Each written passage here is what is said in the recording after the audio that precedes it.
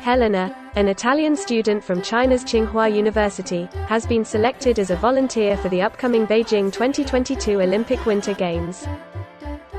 She says she is deeply impressed by how the Winter Olympics is well organized.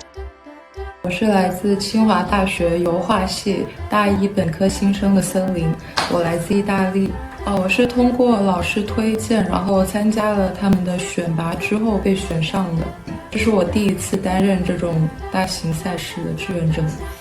在这里面我是担任表演组那一块，我们有经常性的去进行一些内容的彩排和排练，让我们能够